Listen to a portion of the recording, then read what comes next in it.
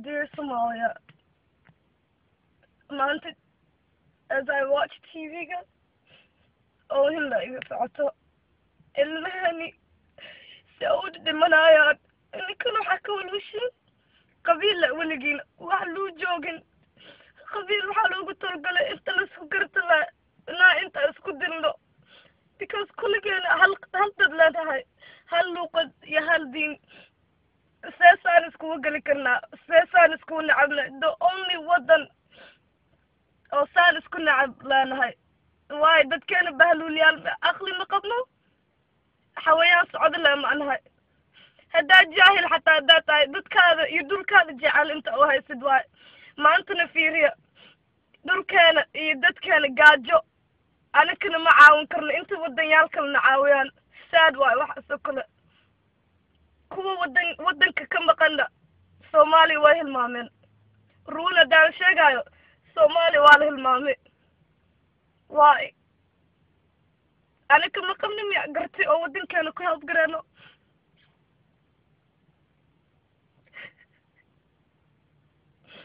garti ma qabno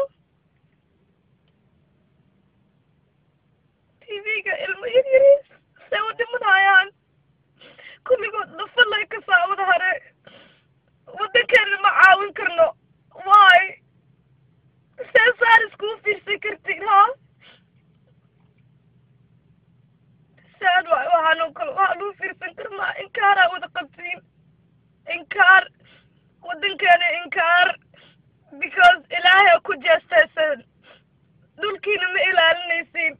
dadkeena gaajo u dhintaan ma lis caawin karo maanta because kulligiin waa isnacabtiin look at Maraykan fiiriya they went through racism they're not the same people black and white ay kala yihiin and now look today they're over it wadankoodana they didn't ruin their country they're simply over it and meeqadadoo kale nooca hadda wadankan degan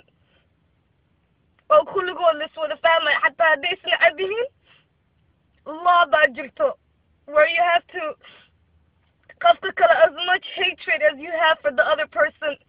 you must not reveal it for the sake of the law for the sake of trying to keep their country in peace. Why can ours be like that?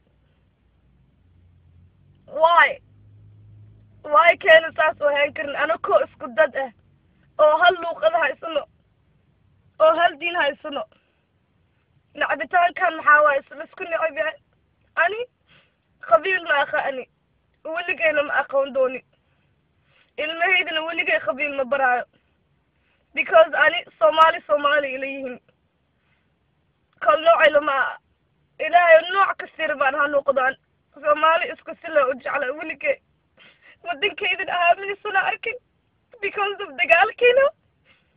joojiya waxaa wadiin ilaahay ka cabsada dhulkiina sidiisa ku saacaliya saan ma ku jiri kartiin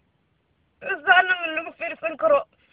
in Soomaalida wadamaha kala jiraan please caawiya dadkiina anina waxaa samayn karo waa sameynaa caawiya isjeclaada united we stand divided we fall people and we are divided that's why we have fallen and today we can't even help our own kind who's in starvation isn't that a shame kulligiina all of you should be ashamed of this I can't bear to watch this anymore it's ridiculous it's saddening it's heartbreaking today I have to see my own kind literally starving to death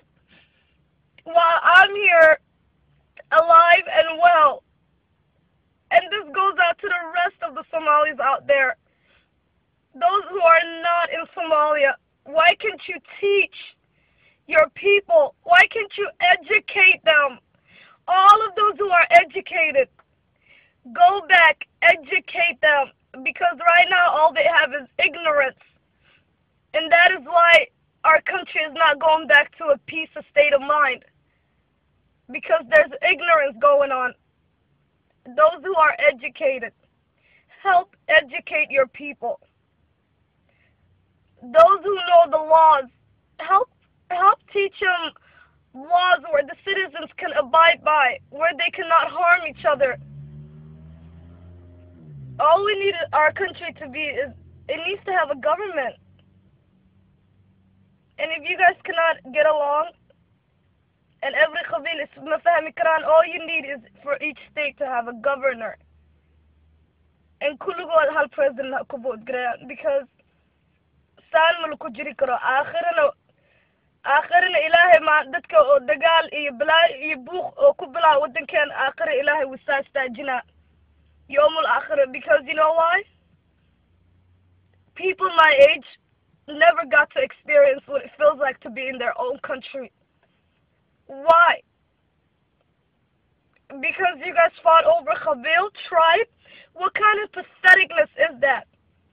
Qabil inta isku dagashin, when we are the same kind. That's literally unheard of. For what? For 20-something years? You guys should all be ashamed. Ashamed for letting this go on as long as it did. Ilahi gina ka'afsada hal ku noqda Soomaaliya. Hal ku noqda. Because Santa lama aha Soomaaliya.